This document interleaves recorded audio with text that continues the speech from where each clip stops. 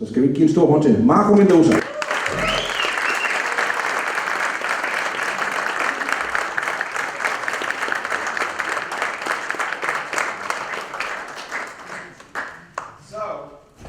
It all started back in Mexico in 1935. Yeah. How you guys doing? You having a good show? Yeah. Just I'll be with you in a second.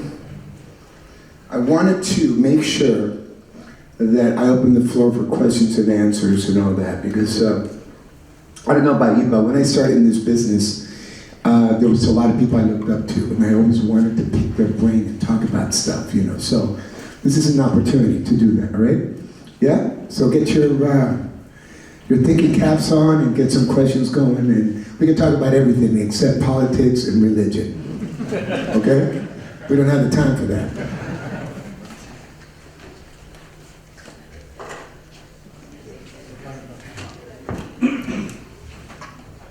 So I got here a little late and I was charging my wireless system here. But anyway, you guys are doing all right? Yeah. That's a little quiet. Is this Saturday? Here we go again. Is this Saturday? Yeah. Saturday in Copenhagen? Yeah. Yeah? Yeah. So can we do a little better? Yeah. How you doing? Good. I said, how you doing? Good. All right, thank you for joining me. Mainly what I'm going to try and do today is do some material for my new album, which is the mission I'm in right now, to kind of expose my latest work. Thanks to my brother Soren Anderson, who produced, co-wrote and played and sang, and him and I just have a great chemistry going. And so we have a blast. We're going to start on the next album here soon. So I'm here on that mission to promote that album. It's called Viva La Rock, and some of you might have seen it as you walked in. I'm going to be going there after the set. I think I have like 40-45 minutes. So come over and say hello, we'll take some pictures. And maybe you're interested in buying some vinyl or CD or whatever. I got some shirts, and I got some pics too. So let's have some fun, yeah? Yeah. Let's have some fun, yeah? Yeah. Come on, let's hear it. It's a pleasure to be here with you guys. Thank you for having me. And thank you, Per. Thank you for inviting me. I love it, man. Appreciate it. We're going to continue and start, actually, with this song. It's called Sweetest Emotions. Let's crank it up. Clap your hands.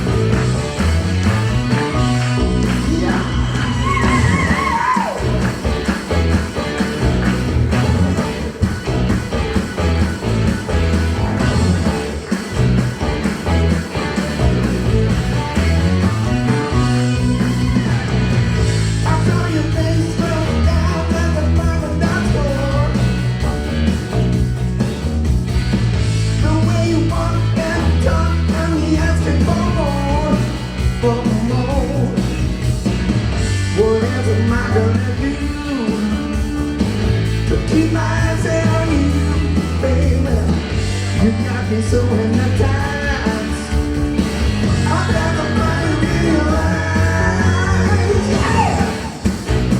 I got the sweetest emotion. You're getting under my skin. I got the sweetest emotion. To my surprise, you started walking my way. Then I get lost. I didn't even know what to say. No, no. And when you said hello, you said, where are you gonna go? And I said, what else am I gonna do? I wanna be with you. I got the sweetest emotion. You're getting on the last skin. Emotion, you're gonna be my dancing.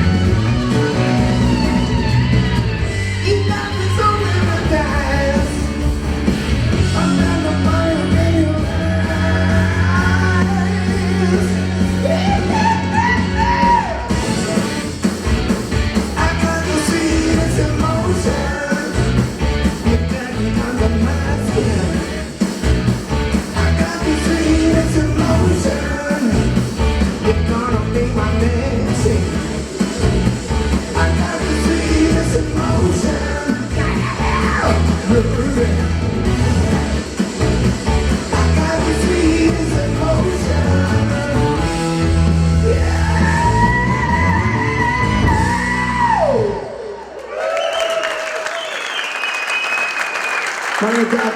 Thank you. Thank you so much. Wow. Yeah, this is going to be a party tonight. This is going to be a party? Yeah. All right. So any questions? Anybody who's curious about anything, we can talk about hair color. Let's stay away from age. Anybody curious about anything? Just feel free. We're at home. Feel comfortable. Anything you want to talk about. Nobody? Nobody. Here's something for you, bro. You got it? Awesome. You, sir? Ready? You? Boom. Here we go. Special picks from Viva La Rock.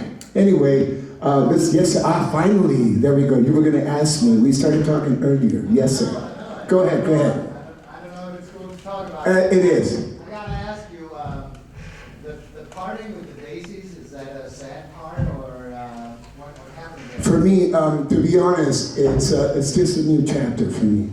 And it's allowed me to do this, to be honest. So I've been waiting. My album, Viva La Rock, came out last year in 18. It came out in March. And the Dead Daisies album came out in April. So the Dead Daisies being how big it is, it kind of squashed this. And I was getting calls from all over the world, come and play here, come and do this, we love the album, la la la. And I couldn't do it because my first commitment was the Daisies. So honestly, I am excited for them, and I'm excited for me. I think it's a new chapter. When door closes behind you, other doors open. And that's how I've lived my life and my whole career. So I'm excited to be able to do this. And there's a few other projects that I told you earlier that I'm not allowed to talk about, so I'm not going to talk about it. But there's some big names and it's going to be great. So stay tuned. I'm inviting everybody to sign up to marcomendoza.com because we'll be posting some things as they come up. So if you haven't done so yet, please do that. And I'll appreciate it. Also talk about this gig tonight, okay? Salud. Score. Saturday night or Saturday afternoon. Oh, gosh. Anybody else? Did you get the pick, hon? Back there you did. Good. I feel your energy, that beautiful smile. Thank you. Mangetak. More music. I'm going to try and stretch a little bit. A lot of people know me from the rock scene, and thank God that I had the opportunity to play with some of the biggest bands around. But there's some other side of music that I love as well, and maybe I can play a little bit of that. But right now I'm going to continue with, this one is from Live for Tomorrow, my earlier album. Look out for the voice. A little louder.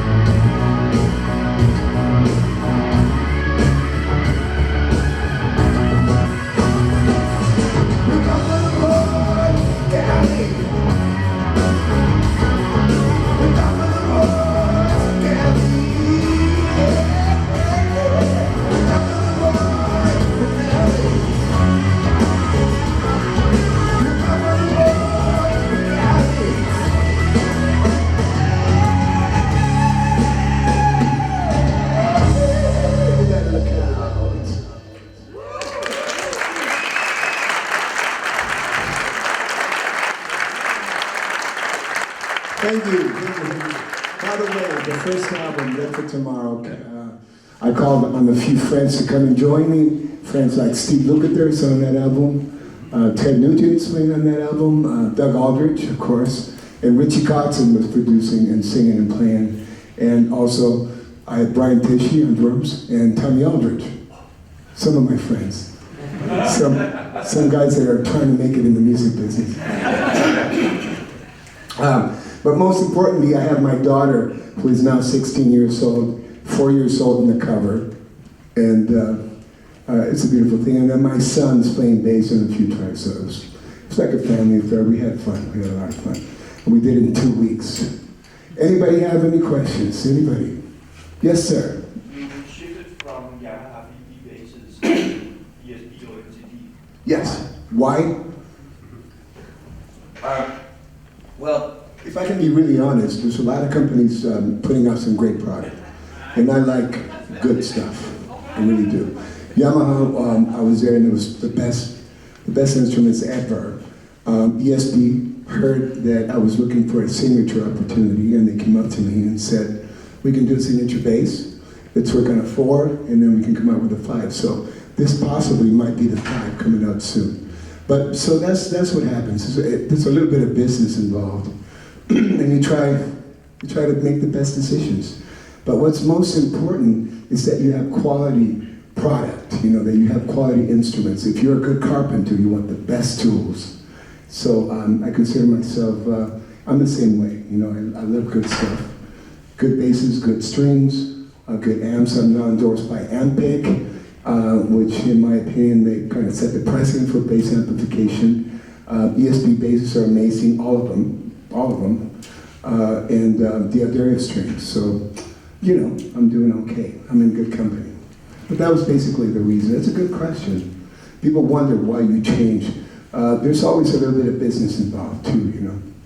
So, but if somebody came to you and said, we want you to design your bass the way you want it, with the specs you feel comfortable, would you take that opportunity?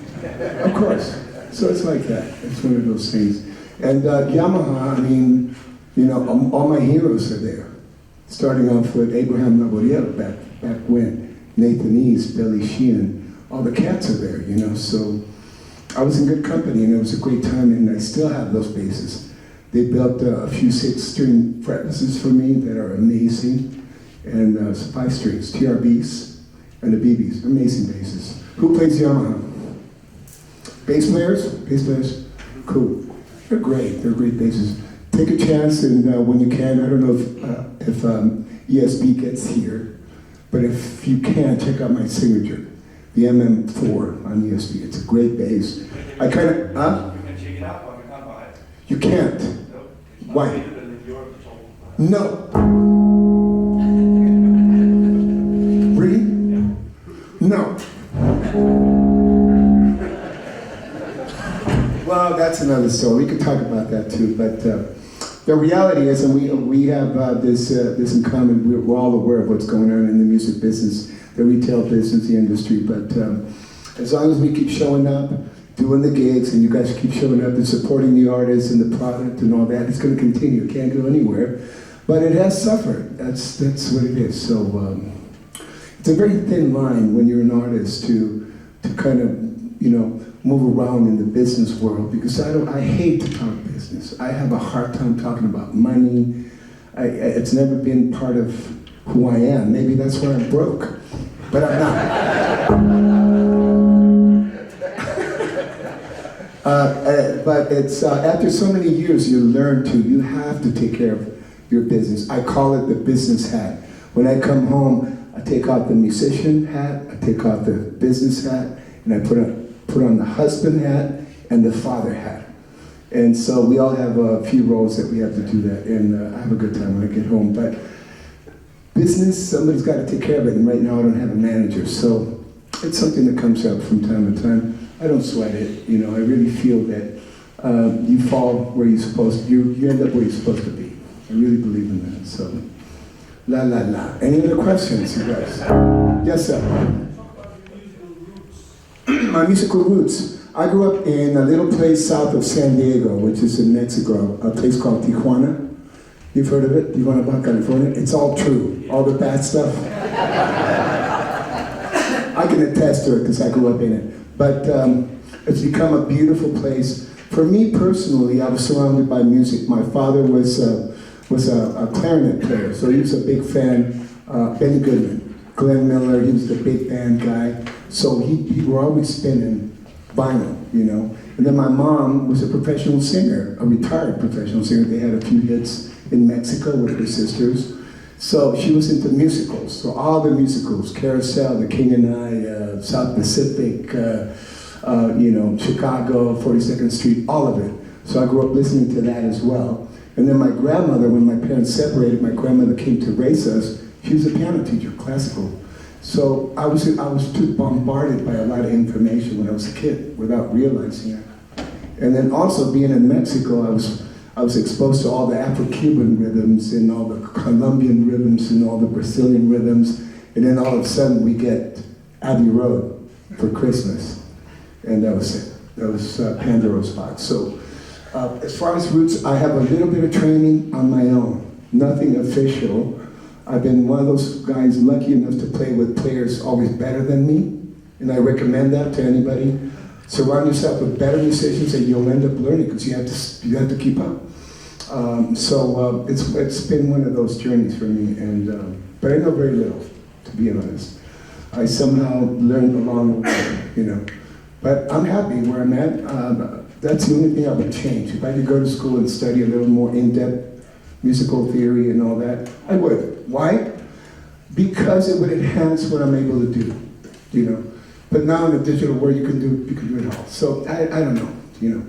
Plus, I don't have time. I got a 12-year-old boy at home, and he's spinning my world, man. And I got a 16-year-old girl that's spinning my world. And when I come home, I'm like, bzzz. I'm a glorified Uber driver for my kids. And it's beautiful. I love it. But so that's where my roots came. I started playing with my brother, who was a drummer. We had a garage band. And the music that we used to do then, I used to play guitar, was Creedence Clearwater Revival. Because those were the songs that were really big back in the day. And Ground Funk Railroad and the Allman Brothers Band and Lynyrd Skynyrd and Ted Nugent and the Southern Rock, you know. But then the English thing came up, Purple, the Beatles, the Stones, and that was it. I ended up that way. Also, Whitesnake, you know, which is so funny because I ended up working with David. So it's been a great journey, and I definitely live with the attitude of gratitude. I'm really grateful for the opportunities, and look at this. This is my job, guys. I travel around the world and I do this. How can I not be happy? You know what I mean? Wow. So, but the bottom line for people like me and other musicians is without the fans, without you guys, we wouldn't have a career. So thank you, thank you, thank you from the bottom of my heart. Thank you so much for all the years of support and love. I feel it every time I come to Scandinavia and Denmark in particular. I have a lot of friends here. Yes? Yes. So enough talk, music, or what? Yeah? Yeah. All right. I can talk, huh? This is another song that comes from Live for Tomorrow. How much time do we have? We have another 20? 25, okay. This one's called Letting Go, and see if we can have fun towards the end, yeah? Wow, I can't clear my throat.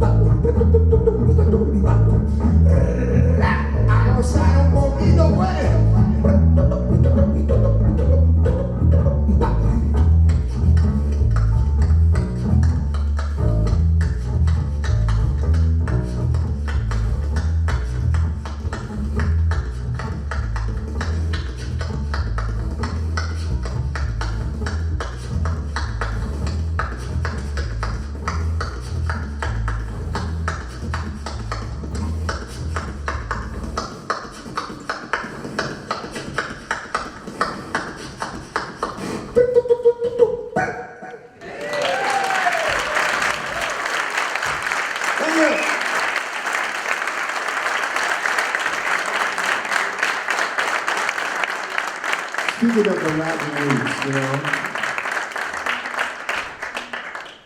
Any other questions, you guys? I want to get to know you a little more, so don't be shy. All right? Anybody? Yes, I do color my hair. I'm going to be 85 next year. Yes, sir. Is the volume down? Did you turn it down? You did, huh? Ah. 1, 2, 3. Test, test, test. Here? No. 1, 2. So, yes, sir. I've been listening to you for a long time, and you have a fairly high pitch. Your singing voice, is that something that you need to work on as you get older, or is it just where it's at? I think you know, for me, it's everything I do took a minute to get there. I mean, and I'm talking years and years and years. The thing with me, and I'll be honest with you guys, I'm not afraid to fail. I'm not afraid to sound like shit, you know, I'm sorry, to sound like poop.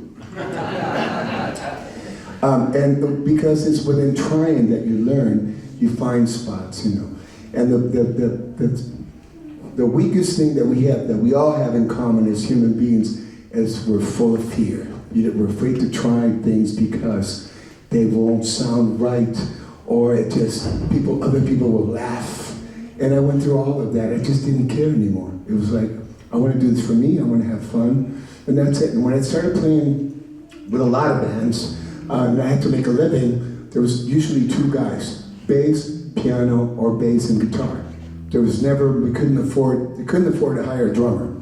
So I started adding little colors.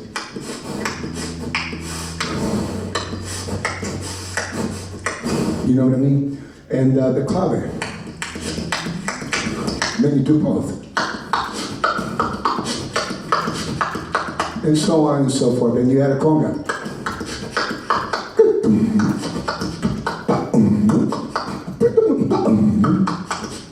And on and on. So I started playing, and then the people started going, oh, that's cool. Later on, I got exposed to Al Jarreau. Later on in my musical career. And I got to be, it was one of the highlights of my career is to get to work with somebody like that. I got to work with Al. And it was such a joy and such a learning experience. And then Bobby McFerrin and so on and so forth. I mean, these guys they live music. Music is inside them. So I kind of aspire in my own little way to kind of get there, you know, and have fun. But it is something you work at. As far as the falsetto stuff, it comes from way back. And I'm a big fan of James Brown. Big fan. So it all comes from there, you know. There was a period of like 10 years that all I did, I was like a sponge. I would listen to everything and everybody. It didn't matter if it was rock and roll, progressive stuff, funk, R&B, blues, jazz, you know, all of it.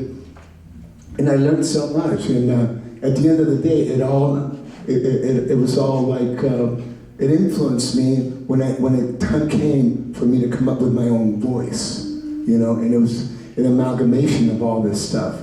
When you let it happen, it happens, you know. But yeah, you definitely need to work at it, you know. Right now I'm a little beat up from, I just finished a tour in the US on Sunday and it flew up and I did a few gigs before and I'm like, anyway. Fast forward. Why don't we go back to rock and roll? And again, I want to talk about Viva La Rock. In that album, there's a few things that I did as a tribute to the bands that I've been playing with. And there's been so many, but definitely a highlight was working with a man called Ted Nugent. Yes? Yes. Ted Nugent? All right, you might recognize this song. And again, don't leave without saying goodbye or hello. I'll be at the table right at the exit as you go out. I'll be there 5 minutes after we're done, okay? I'll see you there. Which one did I say? Oh, yeah. I'm only kidding. Give me some sugar.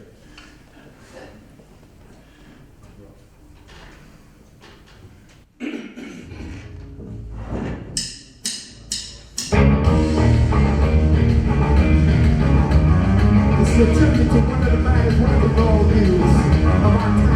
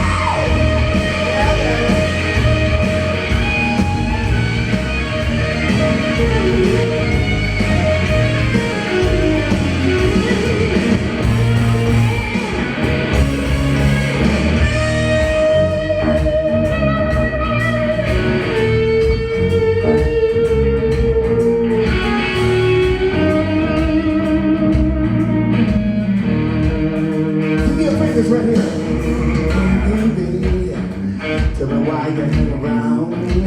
You got time because they're really listen in their sound. All your pretty women, you're so far from too. I need a fancy time, need the ones that say, I don't want to go around.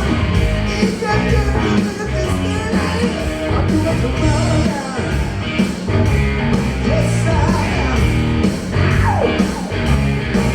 I want you to find me down, baby. Oh, to the sweet love, baby. Yeah, yeah.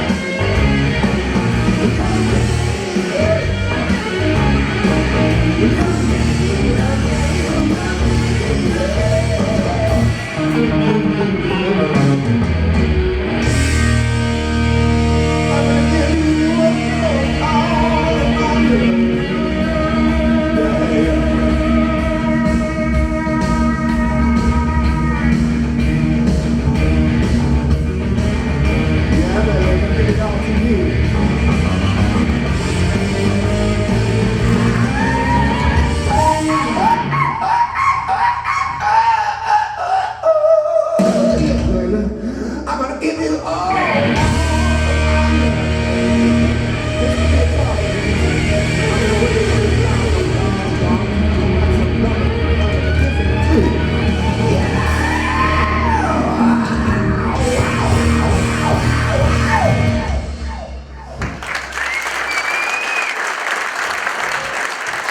Thank you.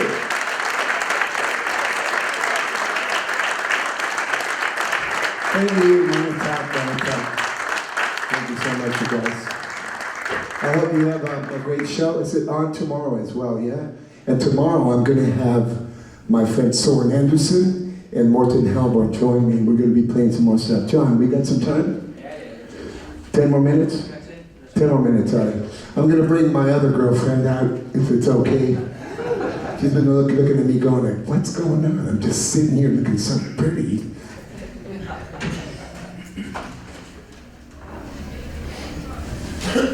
Any other questions, you guys? You got it? Yes, sir. How did you actually get involved with Soren Anderson?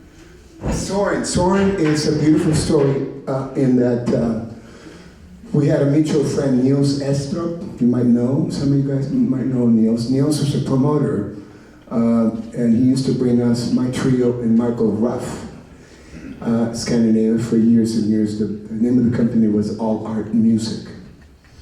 And we hit it off. He's a good friend. We know the whole family. And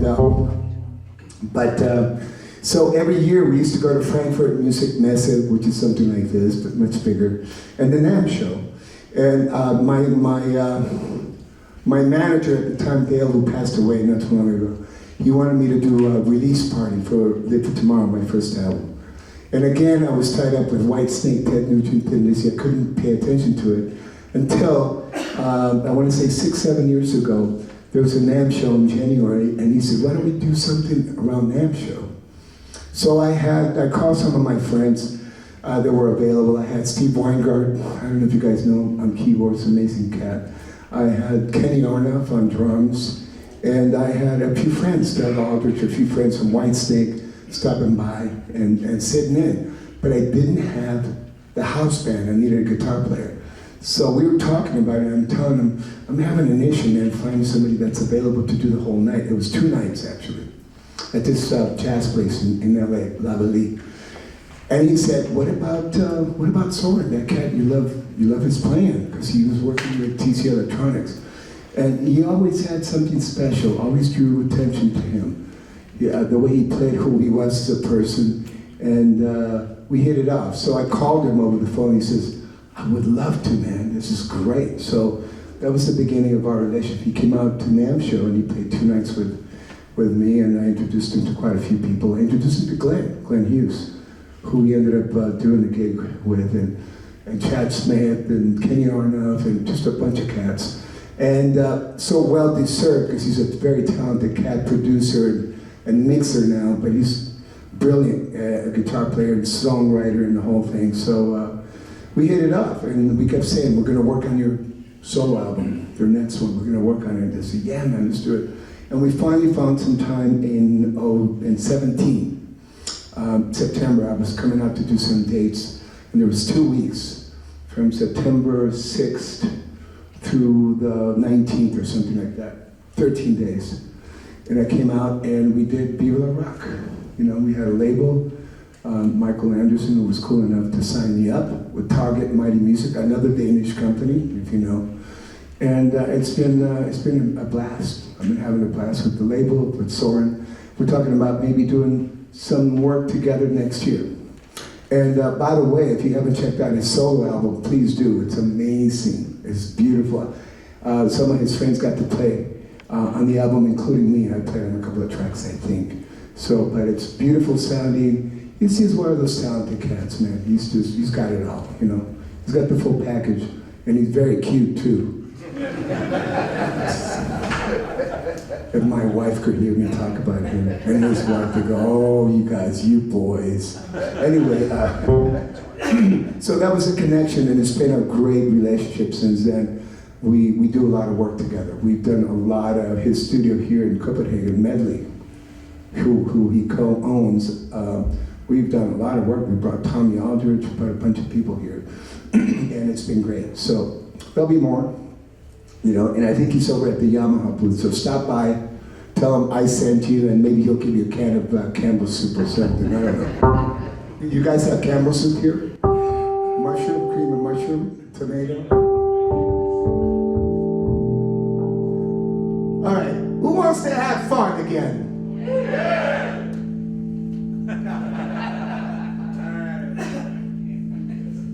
I said, who wants to have fun? I'm feeling good. Are you feeling good? Are you feeling good? I said, you're feeling good? I'm not. What's that? I'm feeling good. I'm feeling real good.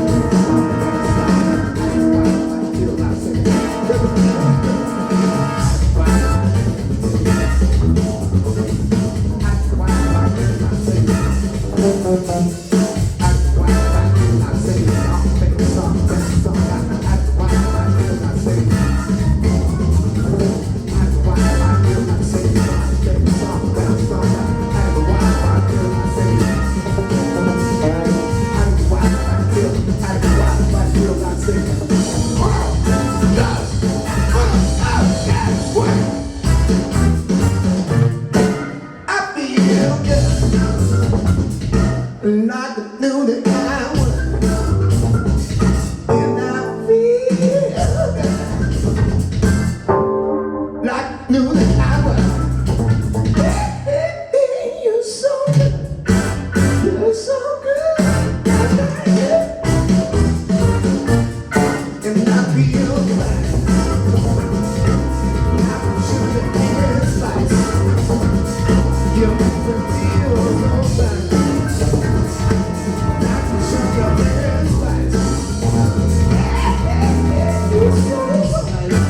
You're so bad, I got you. Yeah, man.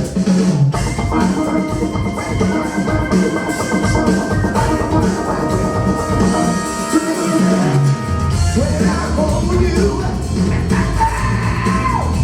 you're not alone. Just when I hold you, you know the fool me.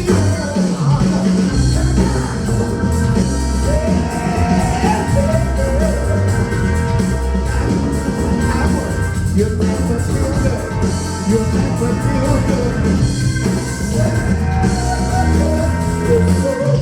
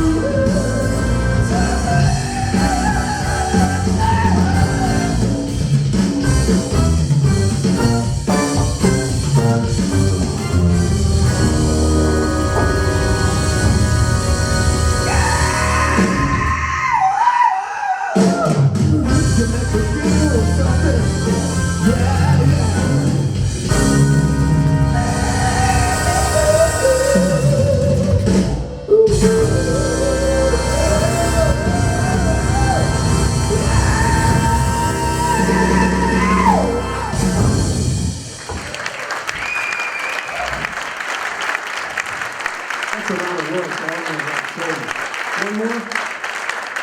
Oh, no, come on. Thank you so much. One more time. I could be here all day. You guys are great. Thank you so much. Thank you, thank you, thank you.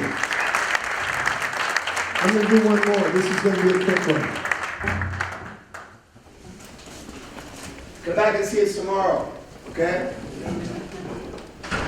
Got some water.